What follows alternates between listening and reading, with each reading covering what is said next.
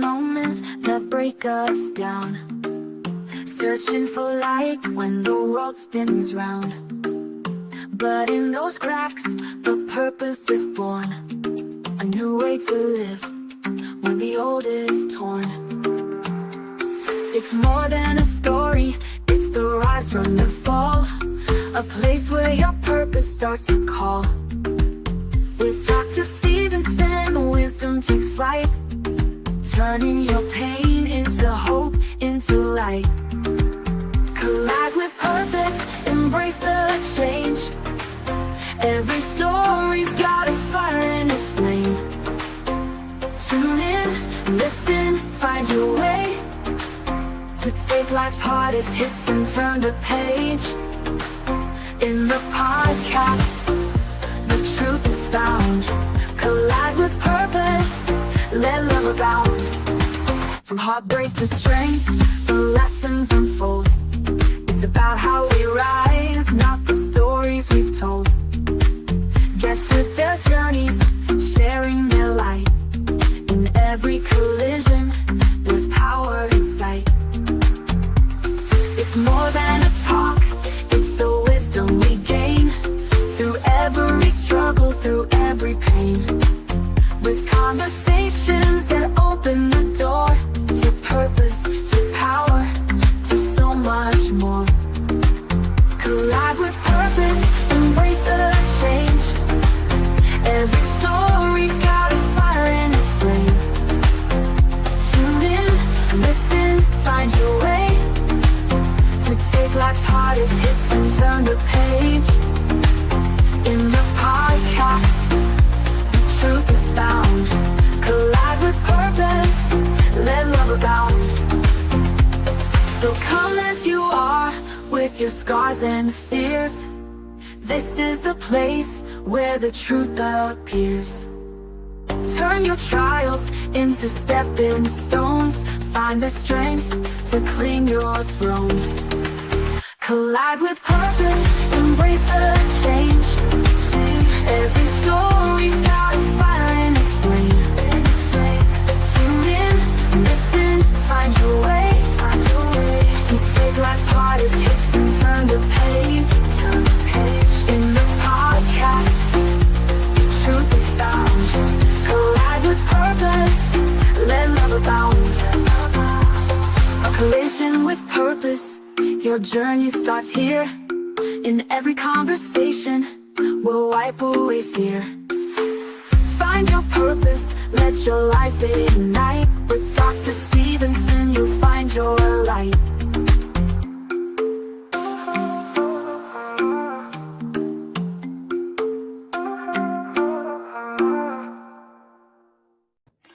Good morning, good afternoon, good evening, good night, wherever you are. Welcome to a Collision with Purpose movement.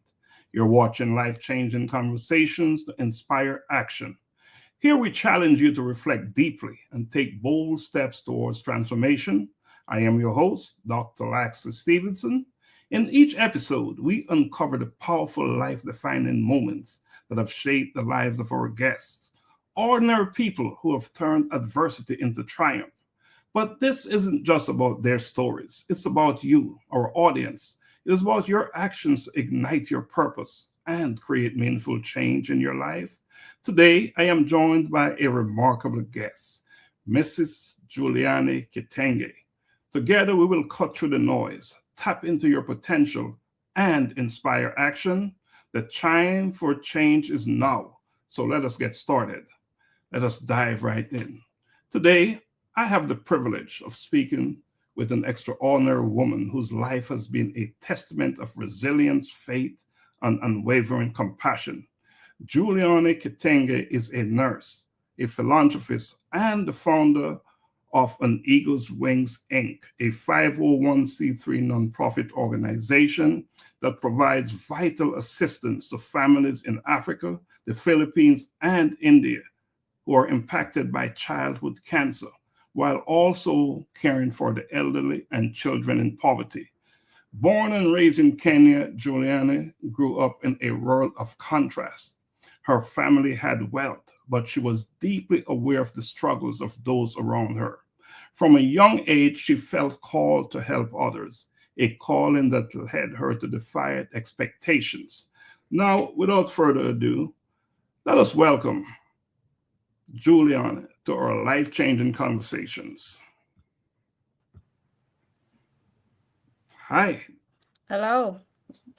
How are you? I am doing good. How are you?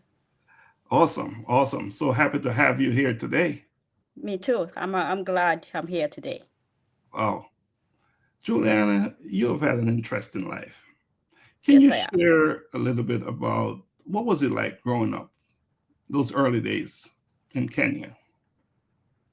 I was born in 1973, so to say. So it was early times in Kenya, and for me, I was born in a well-to-do family. I never lacked for nothing, but I had this curiosity of why people didn't have.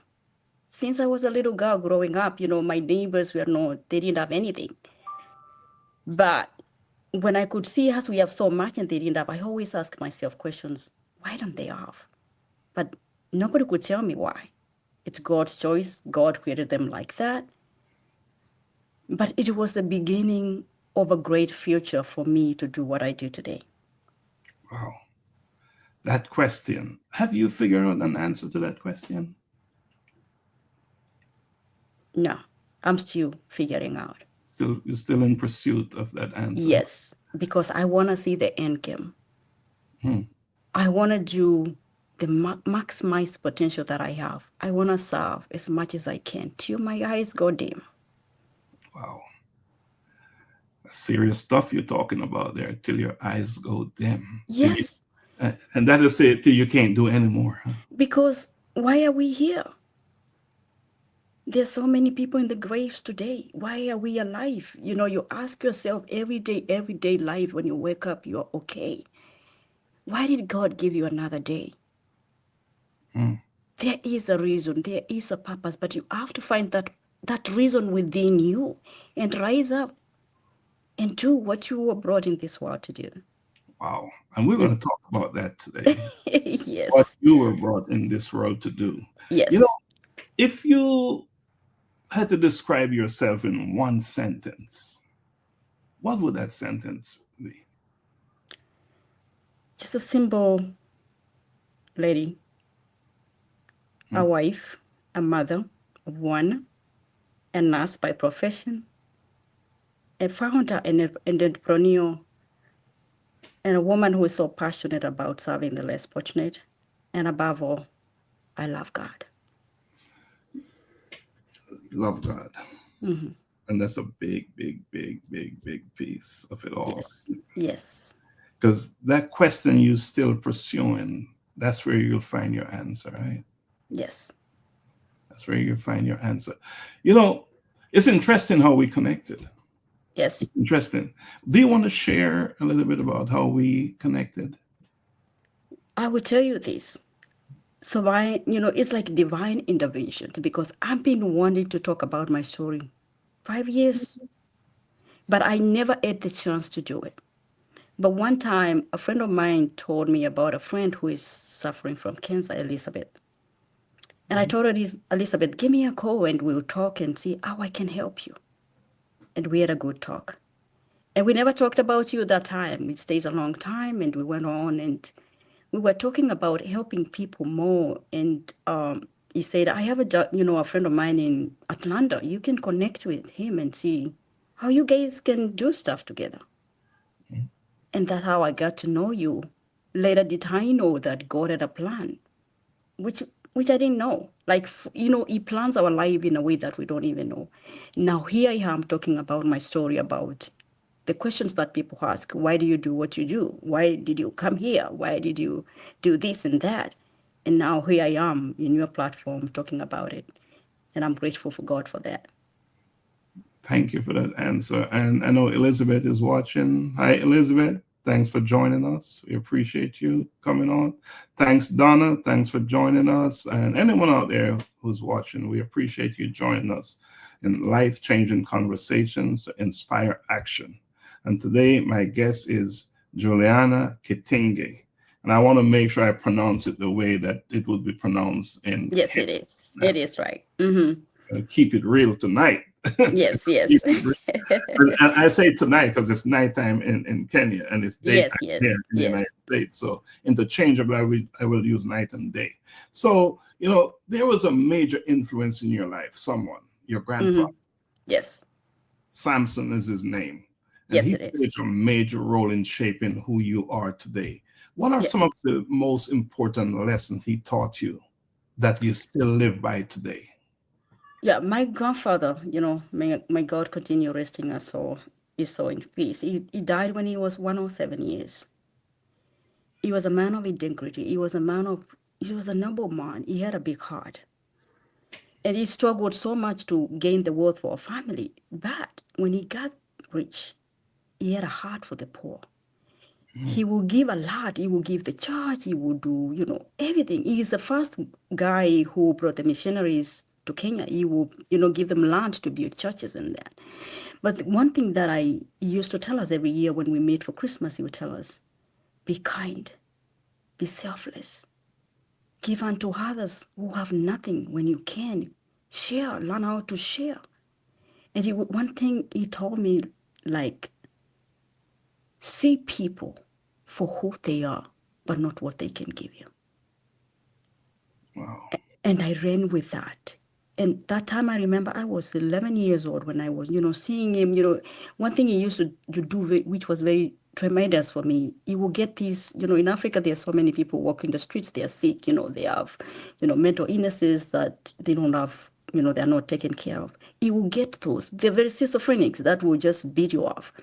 But he will take them, he will feed them, and they became his friends. When they see him, they are not violent. They will go with him, and that touched my heart. You can touch somebody who is so far gone and reform his soul and become something useful in the society just because of giving her a plate of food. And I ran with that, and I wanted to be like him. I wanted to be my grandfather. I live his legacy even today. I want to make him proud wherever he is. Grandfather, you told me right. So I think there is your answer. What thing that attracted you to wanting to help Mm-hmm. was that lesson you learned about kindness from your grandfather. And Mm-hmm. what age did you say he passed again? He passed away a long time ago, but he was 107 years. God graced him with so many years. That's what I wanted you to say. He was 107. What was it? 107 years? 107. Wow. 107 years of giving back.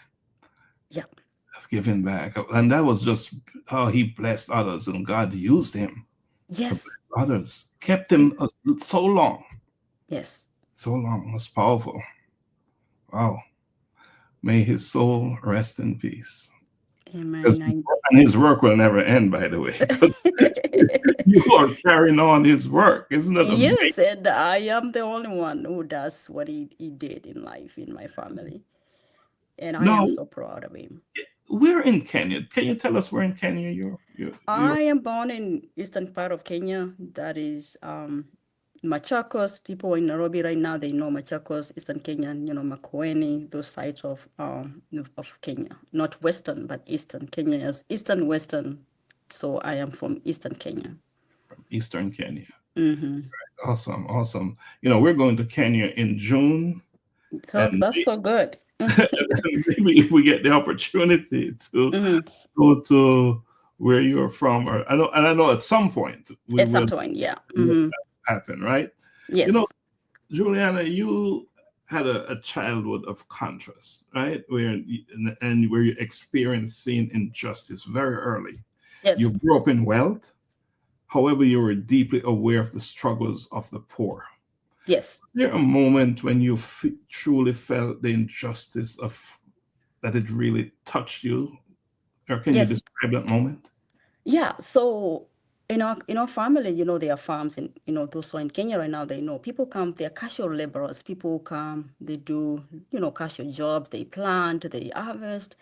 But those days, back in the days, when they came to our home, you know, at the end of the day, they would talk from morning to sunset. And at the end of the day, my mom would say, give them a kg of corn, or, you know, in America, they say a pound of corn. And these are neighbors that I knew. They had 4 kids, 5 kids. And I'll tell my mom, how 1 kg the whole day? So my mom would tell me a day by that time was $1 a pay. But then they didn't want the money because it wouldn't buy anything. They would say, give me food equivalent to the dollar. But my thinking was, okay, that was the pay at that time, but I'm asking my mom, you have more, you can add more. My mom would say, no. Go to the neighbors, everybody's paying the same pay. But it bothered my soul. I never understood, you know, how 5 kids will eat 1 kg of, you know, of corn. No, nothing. But the mothers will talk during the day. Oh, we just went home and boiled the maize like that and we ate. And I used to feel bad. And, you know, and because nobody was listening in the family, like, no, you can't add more because that will be, tomorrow they won't get anything if you give them 2 kgs today, then tomorrow they will have to farm for free. Then I started stealing. And stealing is what I would say stealing because I was taking that maize, that corn without my mom knowing. And I would give to the neighbors. And they became my friends. And every time I'm not there, my mom will say, Juliana, so many friends around here. I don't know how a child will have more friends than the mother. But I was giving them food, you know. These 20, 30 bags of corn, I would just scoop and give them. But it didn't take long because my mom would realize something is going on here. You know, you are eating too much, this food is going down fast. But my brothers and sisters, they knew this, but they never told on me. That's one thing that I don't know why they didn't tell on me. But now my passion for wanting to have my own stuff, my own money, to give as freely as I want, was ignited. And I wanted to be a nurse. I wanted to be something that people can come for free, like come to me to a clinic. I'll give them whatever they want. I'll buy them food because I have my own money. You know, that is where now my thinking is like, I need to do something. I need to go to college. I need to get money. I need to find a way of helping these people without doing what I was doing at that time. Because at one time, mom will know, and then mom will say, stop, you know, take that one. She can't share the food, you know. So that's what my thinking was. But, you know, I felt like they could have given them more because they had more. Mhm. Yeah. So there are people working on your family's land, and they're making $1 a day, Mm-hmm. Yes. and you saw a need, Mm-hmm. secretly Yes. give them food. And what made you so different from those around you? What is it that made you Because different? when you have the heart, it is like the way you see a beggar in the street. Not everybody will look at that beggar or will care what they are doing there. But this thing in you tells you just give them something. Oh, you see an homeless man. You something will tell you just buy him lunch or something, you know? And that is the something that I didn't understand. What this propels you to do this? But I just felt merciful. I just felt, what if it was me? I would want the same too. What would I do with 5 kids and these casual jobs? So that's the thinking that I had that time. But as little as I was, I didn't understand where the world has these poor people and these rich people, and nobody cares about the other. Mm. That's the thing that I had those days, because I was a teenager by then, but I didn't understand these things, until later on, when I started to learn about God and how He created His sovereignty, the rich, the sick, the poor will always be with us, those kind of things that I learned later. They're supposed to be here, but it is whoever has to help them. It's interesting that you had a major challenge because your family wanted you to be a teacher. Mm-hmm. You had other ideas, and it cost you. That decision to become a nurse cost you. How did it feel to fight for your own dreams, even when it meant staying home for 2 years? And you can explain what staying home for 2 years is Yes. all. So when I finished high school, our family is a family of teachers. My mom was a teacher, my dad, my sisters are. But I never wanted to pursue that field. I thought just going to a class and teaching a child, that's okay. But there are kids here who need my help. I could see kids dying at home because the mothers did not have any health. They couldn't afford to take a kid to the hospital. And my thinking was, as naive as I was, I'll be a nurse. I'll put up a clinic where they will come for free, and I have to just treat them. That was my thinking. But my mom was like, no, we can get nursing college. You have to go to teaching. But I say no. So the punishment was, you stay home for 2 years, but within these 2 years, then I'll change my mind. I've stayed home long enough, so just go to teaching school, teaching college. But I was determined. Mom, I want to go to nursing school, and I'm not taking anything else. So after 2 years, the neighbors, my mom friends were like, why is your daughter home? It's been 2 years. My daughter wants to go to nursing school, but I'm honored to go for teaching. And the friends would say, just take her to whatever she wants. And that's how I ended up in nursing school. After 2 years, my sisters had already gone to college, and I didn't care. I was just doing jobs at home, because I felt frustrated. You feel, it's your dream being shattered. Like, this is what I want. It's like me telling you, eat this food, but you don't want to eat that food, but just eat it. You see? So that's how I felt. My mom is shoveling my the teaching job to me, but I don't want that. But I want in a mode of like defiance. I don't care. If I stay home, I don't care, Mom. I will stay here and get old, get married, and I'll figure things out when I get married. I'll go to college then. Yeah. Wow. Yeah. From then to now, you're still... Yes, from then till now, I came to America and I became a nurse, and I do what I love. Do what you love. So I just want to acknowledge comments here from Philip White, my boss, Juliana, more grace, woman of God. The lives you have touched over here are overwhelming. You have a big heart. May God take you to higher levels. That's your... Thank you. Yeah. So I think this is a good time to take a quick break. And when we come back, we're going to talk about your daring move. Yes. To come to the United States. And so let's take a quick break and we'll come back. I'm a boy kid, I'm a boy kid. I'm a boy kid, I'm a boy kid. I wake up in the morning and I praise the Lord. I thank Him for His protection, and I walk in His steps, declaring that today's provision is set up for me. I love God and I love my friends. Yeah, I'm a bold kid. I'm a bold kid. I'm a bold kid. I put on my armor and I write His word, blessing come out of my mouth. Cause I know to whom I belong. I am bold for Christ, Holy Spirit dwelling within me, carrying His presence wherever He sends me. I'm a bold kid, I'm a bold kid. I'm a bold kid, I'm a bold kid. Loving others as He told me to pray for healing, miracles to see, knowing my identity in Christ, He is in me. I am a bold kid, He loves me, standing firm on His word, proclaiming everything I heard, not afraid because He is with me. Be bold.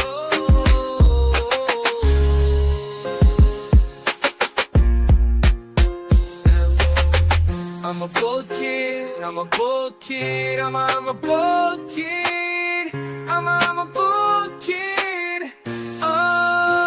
Put on my armor and I write His word, blessing come out of my mouth. Because I know to whom I belong. I am bold for Christ, Holy Spirit dwelling within me, carrying His presence wherever He sends me. I'm a bold kid, I'm a bold kid.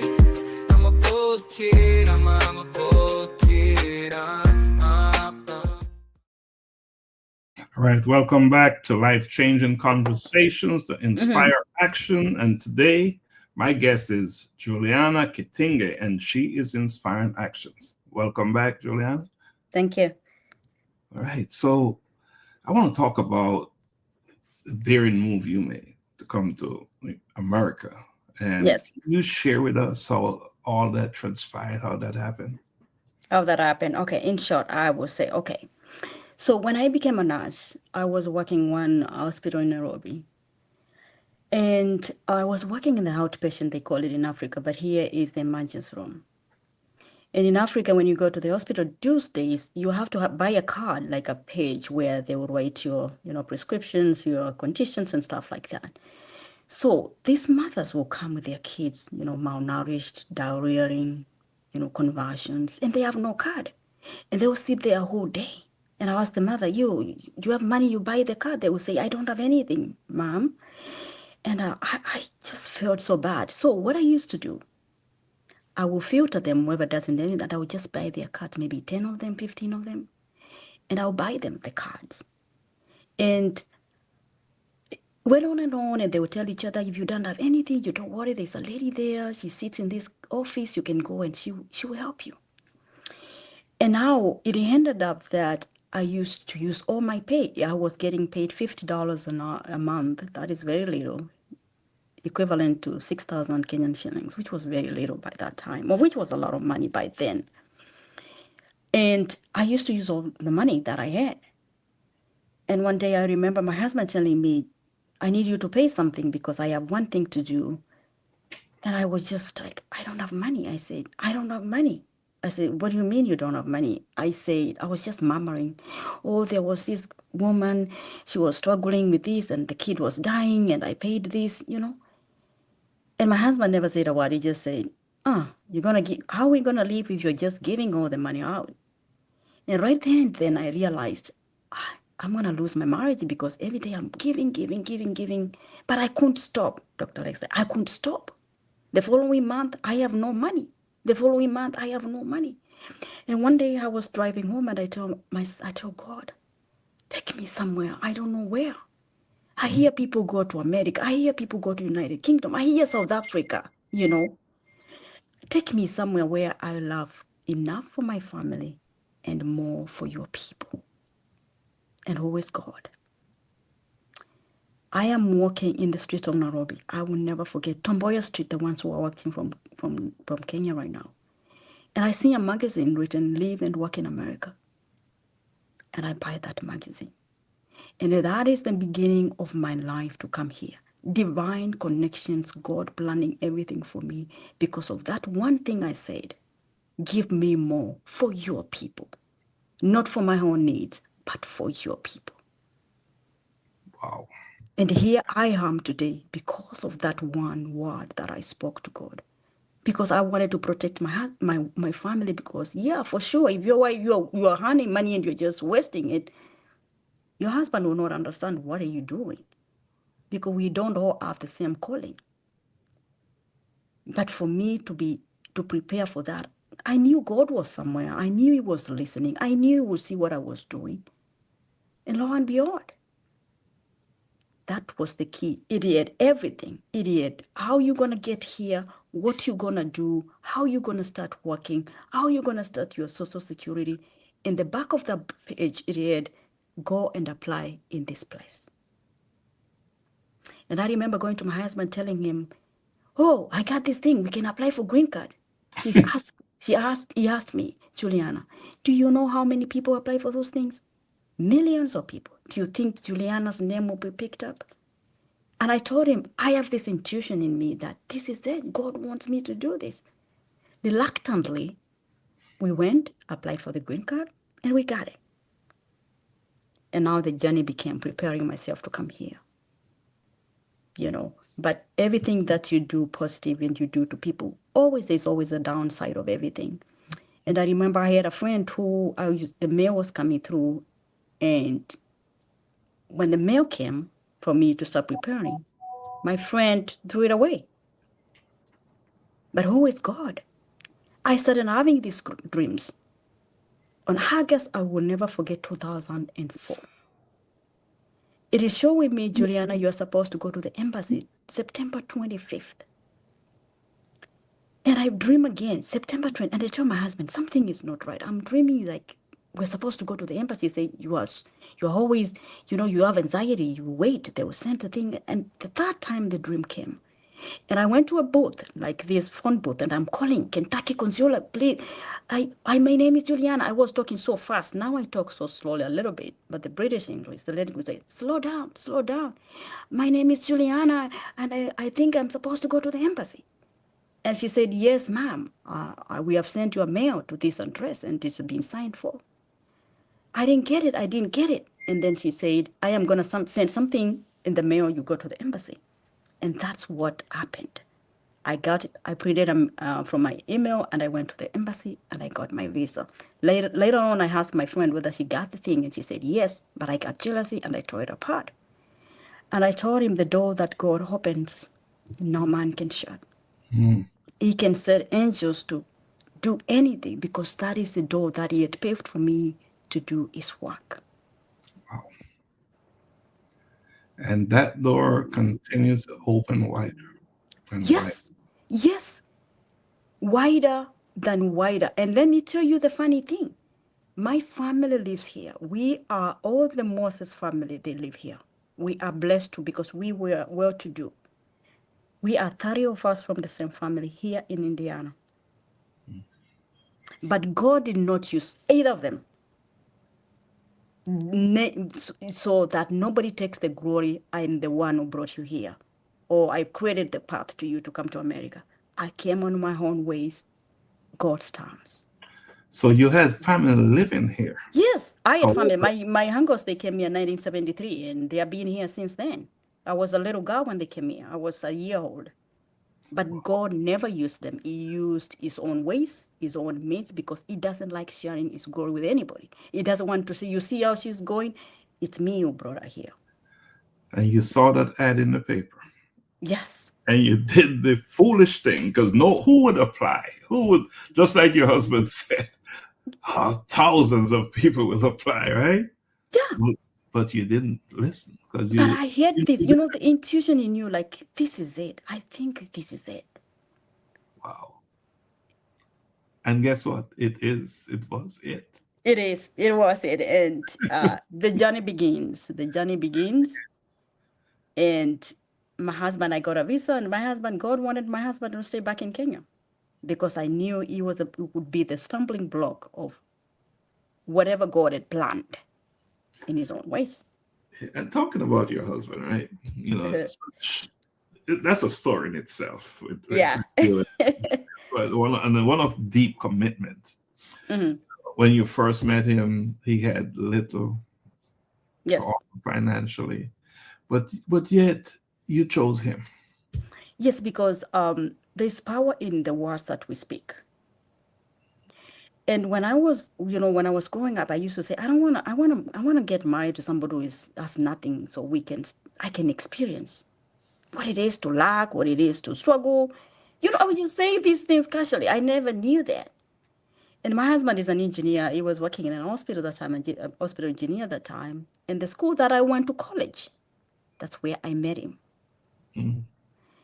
And I met him through a friend, a mutual friend. Let me tell you the funny story. God is I don't know how God works. So my dad had a friend who was his age.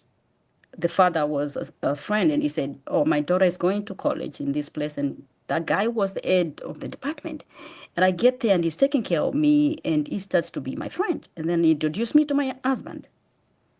And one time, the guy could not take me for dinner or something, and he took my husband. I said, Julius, go with him. Go with Juliana. I'll be coming there later. But it was all God planned, because we went there, and we sat there, and he started talking about his life and, his struggles of life and how, it's always good to be resilient. He's a very smart guy. As long as you have brains, you can do anything. You have to be tough. You have to fight. You have to, And then he gave me a story of his family. He was the firstborn, no mother, no father, raising 5 siblings. Mm. The day I went to their home, there's nowhere to sleep. We could go and go back home. I've never seen poverty like that. You couldn't even cook because the kids are so many, you cook one pot. I could cook because I can't cook the food. It's too, big pots, But I was happy. I enjoyed it,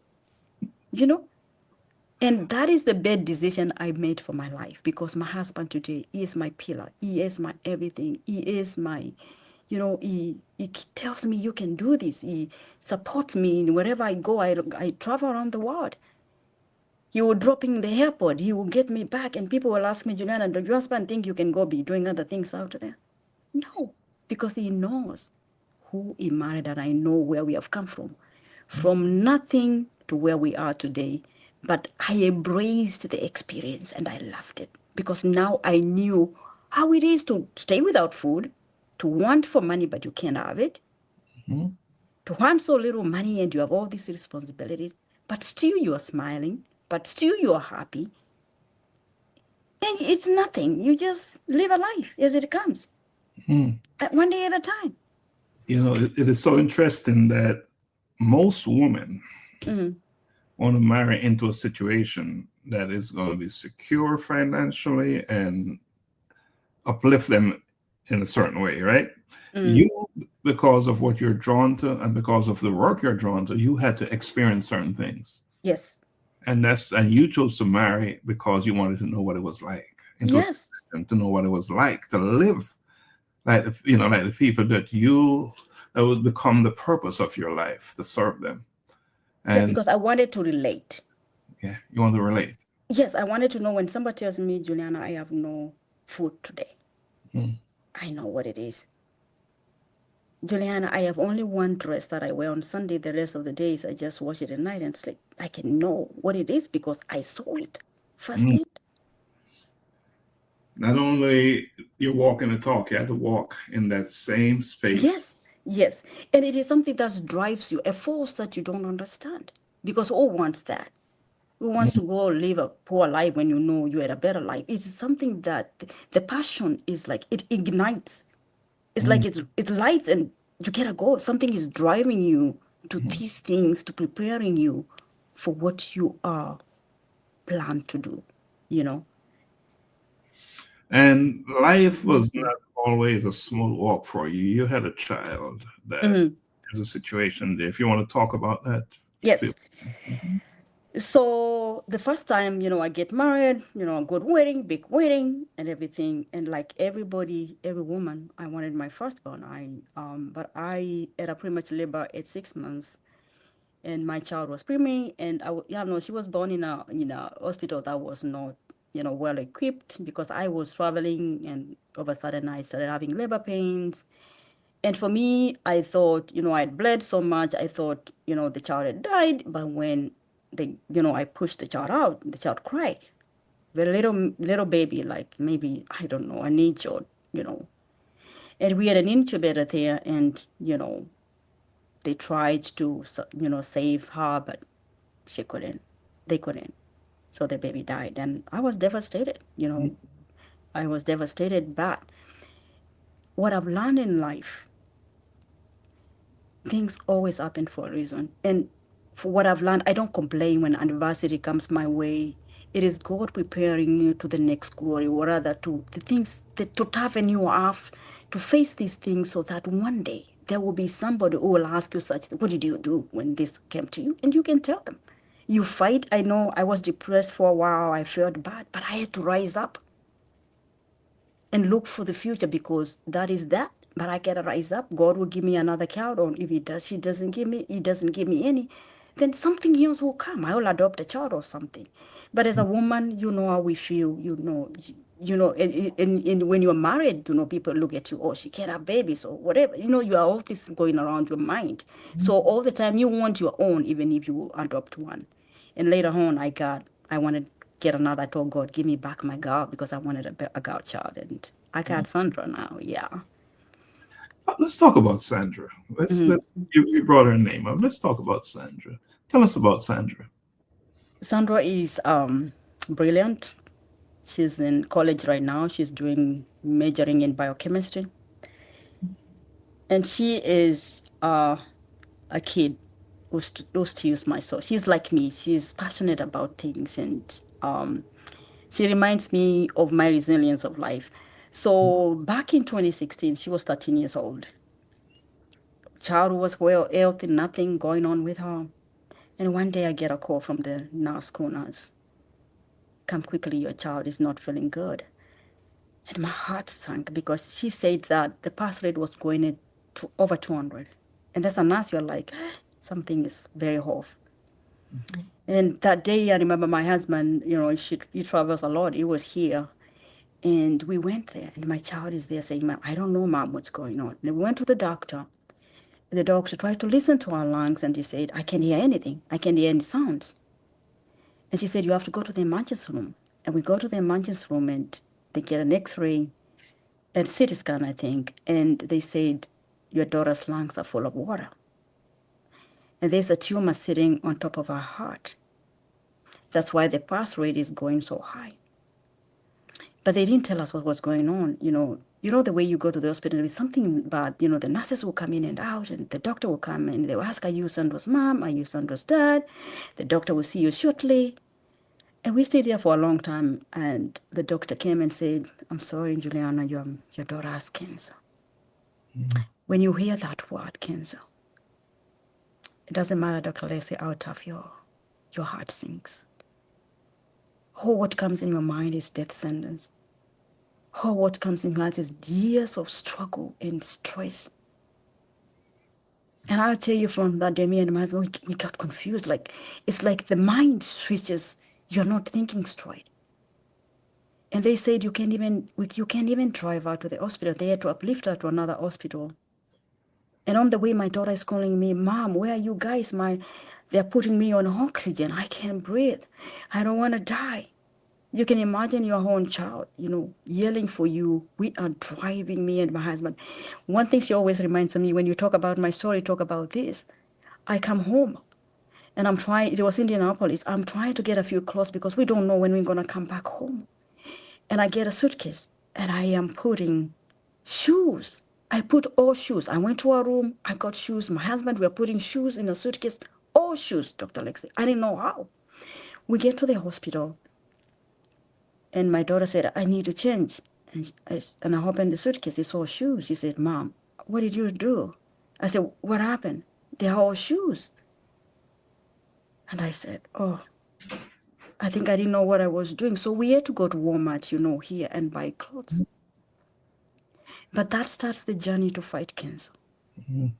That starts the journey for us to live a life of fear. Is he going to die? Is he going to live? What is the doctor saying? Is is our medication responding?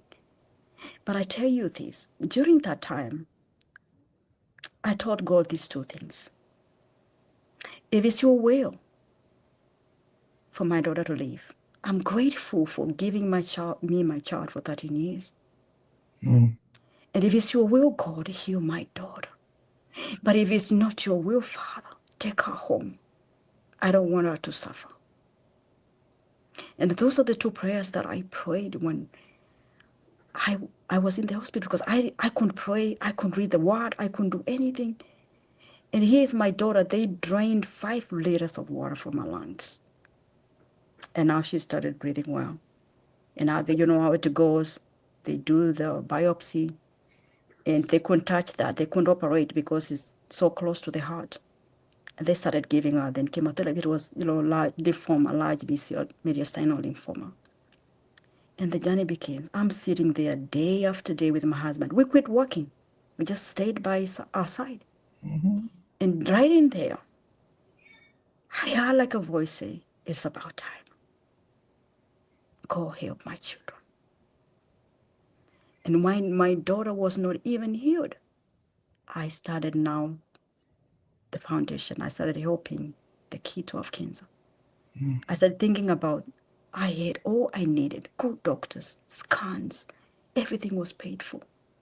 I thought about a child in Kenya who doesn't have even food. And here comes a doctor. You can give chemotherapy without checking where the blood draw, where the counts at. They need scans. These people cannot afford it. And I thought about that. And let me tell you, God opened the door. Here to get people to help is hard. In Kenya, they would think, oh, you are a scammer or wherever you want their photos. I called my sister one time and I said, go to Kenyatta Hospital. It's an hospital in Kenya. And I need you to get me kids who are poor. She got me 40 kids. And the hospital, they had signed, oh, this one. And now we started the journey. Mm-hmm. But the bad part, all those kids died, 40 of them. Mm-hmm. Because they go to the hospitals when the cancer stands for metastasized everywhere. The doctor wants this, they can't afford it. So what do? They go back. They sit and they wait for death. You know, all through your life, you've been tested. Yes. But you've faced every single test and just ready to welcome whatever the outcome. Yes. Because you've always seen value in the outcome and how you can use it, even when it's at the cost of losing your daughter. Your first one you lost and the second one. Mm-hmm. However, the outcome for the second one was very different for Sandra. Yes. And now she's in college.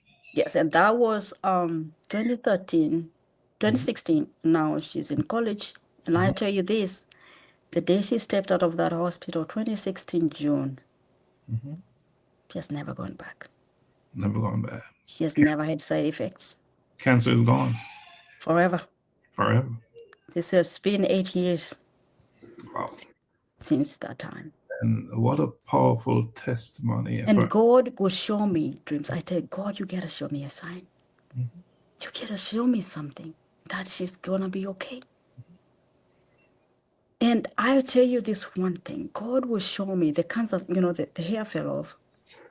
And she will bring me dreams of Sandra graduating college. And there's a lady who came to me to tell me, Juliana, we need to talk to Sandra. If she goes, then she goes where she's gonna go. And I say, my daughter is not dying. Because some people are very insensitive when people are experiencing some, illnesses, and they will tell you sorts of things. Oh, she's gonna die. Nobody survives cancer and all that kind of things. It's very inhumane. It's like, don't say anything. And I told her loudly, my daughter is not gonna die. And we started this journey, and I would document the dreams that God will give me. My daughter's hair will come out calcate, like cowed out. And the lady could see. And at the end of the day, when Sandra got healed, she said, Juliana, pray for me. I want your faith. And I did pray for that woman today. She talks about that story and how she came to know Christ because of my resilience and the faith that I had in God. And it's also interesting that Sandra wants you to tell her story, because it's her story as well. Yes. And one day she would tell our story. Because, the trauma of cancer, and now she's healing in a way that she would, she was very young that time. 13 is just a little kid, not knowing what's going on with her life. Wow. Amazing stuff. Amazing. I think we should take a break. What you've just shared with us is so powerful. But before we go on break, I want to acknowledge Mrs. Marsha Martin. She's joined us. She said, awesome move of God as always. Sitawa Kisiangan Elizabeth says, hugs, Julie. And she says that cancer is tough. And, of course, she's beating cancer. She's fighting cancer, and is a tough one as well. So you're a brave woman who's really out there doing it. She's the reason why we are talking today. Yes. She led us to. Yes. So big up, Sitawa Elizabeth. It's always good to see you on the platform. All right, so let's take another break. And again, I'm going to play Bold Kid because it reminds me so much of who you are. Okay. I'm a bold kid, I'm a bold kid. I'm a bold kid, I'm a bold kid. I wake up in the morning and I praise the Lord. I thank Him for His protection, and I walk in His steps, declaring that today's provision is set up for me. I love God and I love my friends. I'm a bold kid. I'm a bold kid. I'm a bold kid. I put on my armor and I read His word, blessing come out of my mouth. Cause I know to whom I belong, I am bold for Christ. Holy Spirit dwelling within me, carrying His presence wherever He sends me. I'm a bold kid, I'm a bold kid. I'm a bold kid, I'm a bold kid. Loving others as He told me to pray for healing, miracles to see, knowing my identity in Christ, He is in me. I am a bold kid, He loves me, standing firm on His word, proclaiming everything I heard, not afraid because He is with me. Be bold.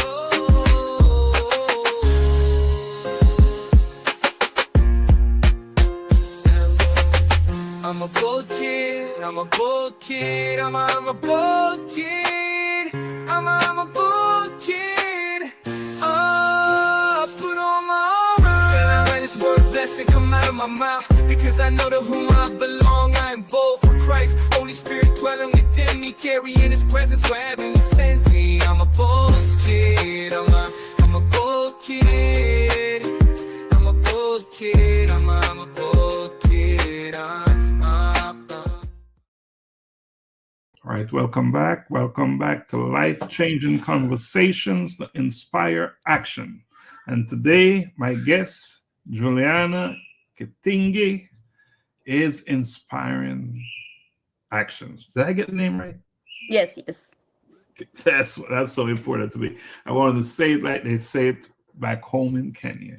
All right, so we've been talking about Sandra, about you growing up in Kenya and how you had to face adversity every step of the way, and your choices and your decisions, and most of your decisions was always to experience life in a way that you have not experienced it before, because you thought it was so important to live it.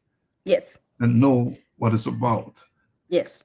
Which also empowered you and strengthened you to go out and do the work, because now you know what people are actually dealing with. And that's such an interesting but powerful move that you made. But now let's talk about the birth of On Eagle's Wings Inc. But that's a big piece of what you do. Yes. Talk to us about that. How did that come about? So during that, though, the thing is, when I get to America, settling in a new place is hard. And it took me a very long time to go back now to what I had told God I'm going to do. And God has a way of waking you up. God has a way of like, it's about time. I didn't bring you here for this and that and that. You kind of settling in life. I'm going to do it after some time. I can start next year. But during that time of central sickness, then I had all the time because I didn't work. And I said, oh man, I said, what if God is trying to tell me, I got this. God, do what I called you to do. And that is the time I started, the nonprofit. And I got people who came and helped me to draft the bylaws, to build the websites, without me having to ask for it. I have people who know this is how you draft it. They draft the bylaws for me. I applied to the government here and everything. And everything went so smoothly that when I knew God was in this, God was in the planning, God was in the purpose. But the thing that I take about Sandra is this is what he wanted me to do. But without an experience of what you're going through, I would just say, oh, I wouldn't have a connection. But I have a connection with cancer things, and I have a connection with the feeling, the fear, the agony, the fear of death even. Every time I hear my daughter cough right now, I was, oh, are you okay? Is it back?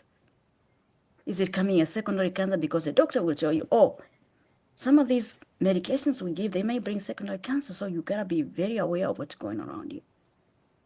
But how do we overcome that fear? I had to overcome it, and I had to fight and start helping people who are so more hopeless than I am.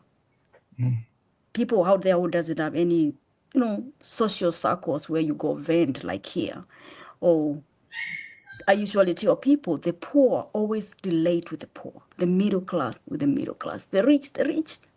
So who they discuss about their issues around their circles, which of the poor, they have nothing. They just borrow each other. Do you have anything I can eat today or whatever like that? So I wanted to be their shoulder to lean on. I wanted to be their place where they can come and cry. I wanted to hear their story and know how I can help them better. And so that's how this organization was born. But after I lost the 40 kids, I went into a grieving mode because I had bonded with these kids. I had hope that these kids would be okay. But they all died. I had questioned God, why? You called me to do this. You showed me these signs you're going to be with me. But they all died. But I realized you don't ask God questions. He's sovereign. He does whatever he does whenever he wants to. And I went to a grieving mode for 2 years. I could not talk about cancer. I could not do anything to do with cancer Now I switched to feeding the people, the kids. I didn't want to talk about cancer anymore. I was in a grieving mode about cancer. It devastated me, and I felt bad because these kids were, they look healthy today, tomorrow they are dead, you know.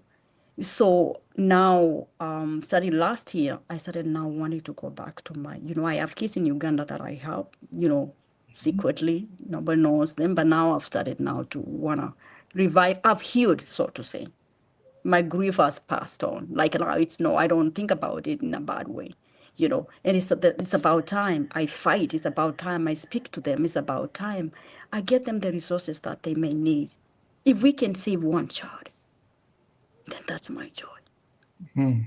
If you can save one child, One child, one, then that is my dream. And all I ask for God to provide for me is resources that I'm able to pay these bills they can get scans, they can get all these things. But we are getting there one day at a time. I'm going to share the link to your website, and you can talk to us some more about the organization and how anyone who's listening can support your work. This is worth supporting. So I'm sharing the link in there right now.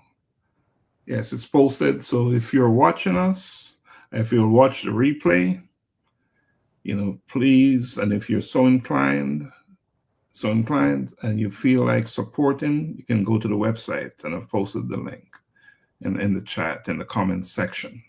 So this is an organization that is deserving of your support. This organization is doing work not just in Kenya, it's in Uganda, it's in India, and you're also doing work in the Philippines. Yes, in the Philippines, yes. And so you are doing work on many continents. Yes. Yeah. You go through all the world and preach the good news and help the people. To help the people. Let me play a video of you in action. Your work in action, okay?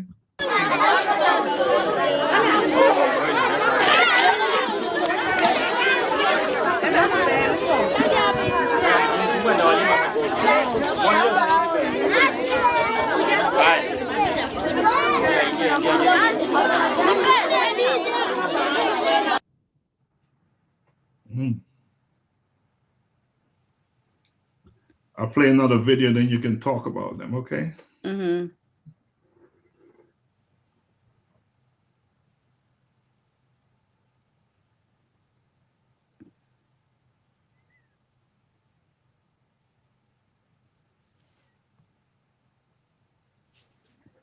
Wow. Talk to us. What did we just watch there? So this crowd of kids, these are poor kids. They're in Kenya. And these are kids that eat barely a meal a day. And for me, I have a thing for kids. They are in these situations by no fault of their own. They don't know why they were born poor. They don't ask questions, but they just go with emotions. Today there's no food, they sleep. So when I found, one of my volunteers was watching today, when he told me about these kids, we started feeding them. And lo and behold, they come, they eat, they want to eat every day. They just a meal a day to them. They're looking forward for that day that we are feeding them. And I started this we are in Turkana, we are in Kitale, and we feed others in India. But people are suffering. You fast without you wanting to fast because there's no food. What are you going to do? At 8-year-old, 10-year-old, they wake up, there's no breakfast, there's no lunch, there's no dinner. But that one meal that they know, hope this week we are eating, they look forward for that. Just a plate of food. So I feed so many of them. They are over 500. There are another place. There is another one in Uganda that I feed. And I look at them like they didn't know. They have no reason why we are poor. Why don't I have?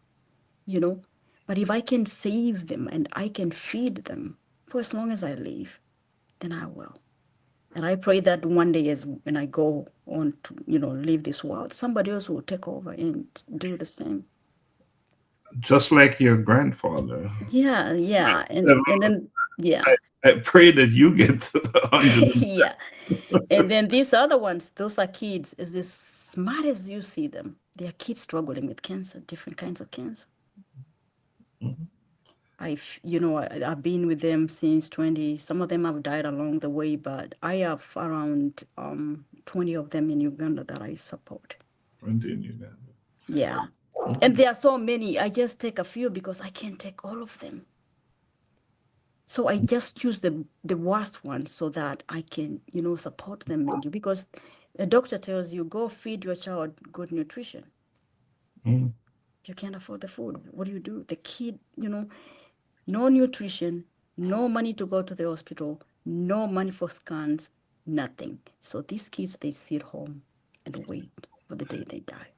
It's interesting that you say they're forced fasting. Yeah. Forced fasting. That's an interesting perspective, right? Forced. Again, let me acknowledge Esther Okiochi. I don't know if I have the pronunciation right. We love you, Juliana. You are a great woman of God. Thank you for being there for us. We have Dr. Garfield McCook, my co-host and one of my other podcasts, Bridging Generations. He said, interesting that irrespective of where we live in this world, we all share a common denominator. We're human. True. Mm-hmm. We all feel joy and we all feel pain. God's blessing to you, Juliana. Thank you. Yeah. Quite a story here. It's unfolding in this conversation and life-changing conversations to inspire action. Again, my guest is Juliana Kitenge, and we are talking about life. We're talking about life, and much of what we're talking about today is cancer. Cancer. So when a child that you're helping doesn't survive, and I know you lost a few, how do you process that grief? It's hard because these kids, when you have a heart, they become your own. And for me, it's like reliving that pain of cancer again and again and again. Because I've been there, but though I've not lost my child, I relive it. The fear that I feared has come to one of my kids. And it is something that you can relate. And, every day a kid is passing on because of cancer. I feel worse. It's a day that I can't do anything. I just sit there and just think about it. And, you question, could I have done something better? What can I do better? What other programs can I introduce? Maybe awareness, maybe, I don't know, screening. Those are things that come in mind that we can get them in earlier when the cancer is not metastasized. Those are things that now I think about. What can we do? Now, where do I get the resources for these things? Those are things that apart from what I'm doing now, I need resources that I'm able to travel or get people who can do these things for us, So those are things, but it's a grief that is relentless. Like it's always on you. And every time I hear, oh, he's in the hospital, he's not doing well, and tomorrow I say, so-and-so has passed on. Then you just feel bad. You're human. You want them to live. That is why the core purpose of what I do. I want to support them. I want them to live. I want them to be a testimony of what, serving the humanity can do, But at the end of the day, it's called sovereignty. If some live, others die. We have no control of that. No. Yeah. That is the brutal reality. Yeah. Something you cannot control is life. Yeah. Yes, you can. Now, where do you see Eagle's Wings expanding to next? You're doing work in Africa, you are in Philippines and India. Can you expand anymore? Where else can you go? I always tell people where he leads me, I will go. Because he will provide. And this is my philosophy, or rather what I use. A little milk in every house. Say that again. A little milk in every house. Mm. If I can give Kenya a little milk, Uganda a little milk, India a little milk, Philippines a little milk, then everybody, we are all one people. Yeah, I'd love to see you go to the other side of the world, onto Jamaica, and give a little milk too. Maybe this is what it is, you know. So for me, I just like people to know it's not your people who can help you. It's not only Kenyans who can help Kenyans. I'm sitting in America and I'm all over the world. When I go to Philippines, they wonder, she's here, she's from Kenya, and she comes to help us. And let me tell you, I inspire people. They start helping me, and courtesy of Oningo's Wings, they start helping their own people. And that makes me so happy because I'm just igniting the fire and I get out. There you go. There you Yeah. go. Just start the fire, right? Yeah, I ignite Others it. will take. They get their passions up. And for me, I always go to oversee what they are doing on the ground now Yes, yes, indeed. because they want support their own because I kind of motivated them. You are African. You are in Philippines. You are in India. You know. I'm gonna hit. This is a very personal question. What kind of support are you getting from Kenyans in America? I'll be honest with you. Nothing. You're not getting support from Kenyans in America. No, the support that I get are people who really don't know me, but they love what I do.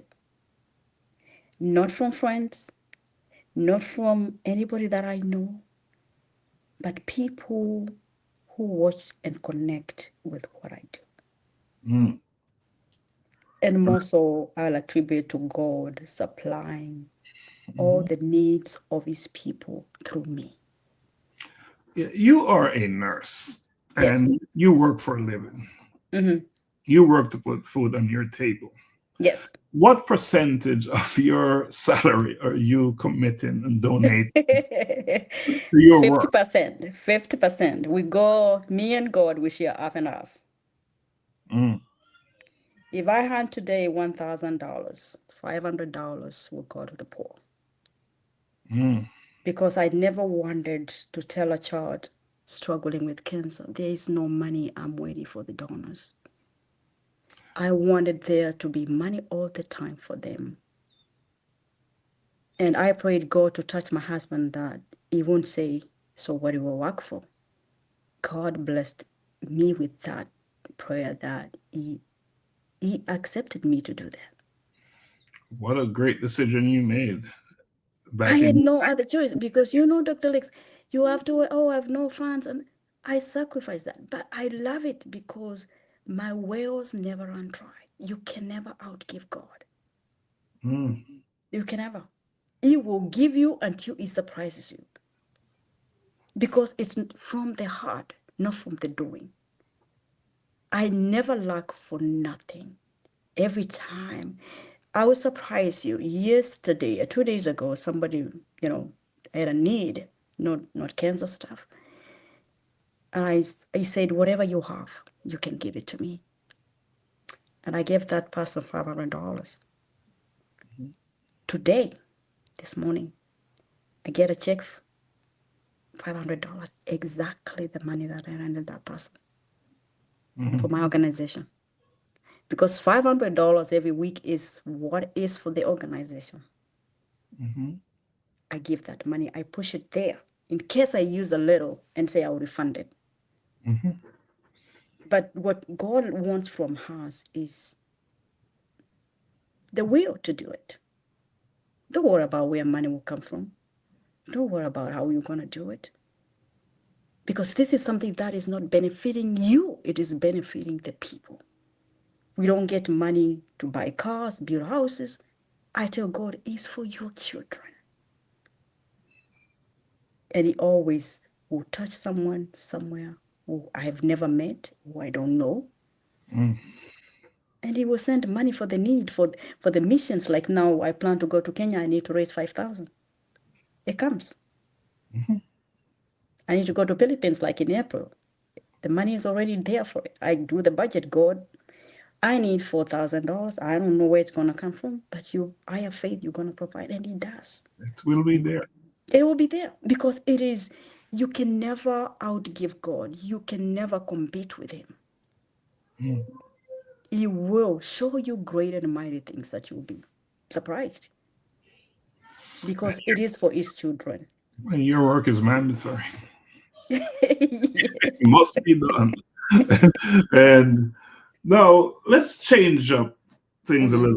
I'm going to have this segment where I call quick fire fun questions. We've been talking about serious stuff, but let's change it up. Okay.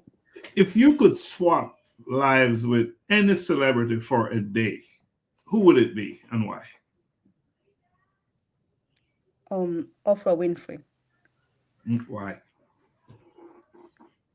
Because for me, he has showed me you can become anything you want in this world if you have the resilience, the fire, and the will to do what you want to do. Nothing can stop you. And she's done it. She has inspired so many women, so many people. All right. Yeah. She came from nothing to what she is now. Man, color purple. Great stuff. All right. What is the weirdest food combo you secretly love? The weirdest one? The weirdest food combination that you secretly love? Rice and meat. Okay. Rice and meat. Yeah. I'm not going to ask you what kind of meat. All right. If you had to be stuck in one decade forever, which one would you choose and why? In the heart with the poor, to serve them for eternity, if that could be possible. All right. If your life had a theme song, what song would you be playing every time you walk into a room? Tomorrow will be a better day. Keep on the hope. All right. Tomorrow will be a better day because it will. Today is your best day, but tomorrow will be a better day. Yes. Always. All right. Awesome. Well, man, time go by so fast. We're running out of time. But, I want you to get as close as you can get to the camera. I want you to look in the camera and speak to one person and say thank you to that person for what they've done for you personally. You can call it name. Okay. The one person, first of all, my mom and dad, for giving me education. That's two. All right, we'll take it as one. Bringing me to this world, teaching me the hard way of life, and later on, believing in my dreams. Yeah. Wow. Moms and dad, we're gonna join you together and make both of them, both of my dad and mom. They are my. What you're doing is powerful. What you're doing. Wow. Later in life, they value what I do and it motivates them. Awesome. Can you share their names with us? The names of my parents? Yes, please.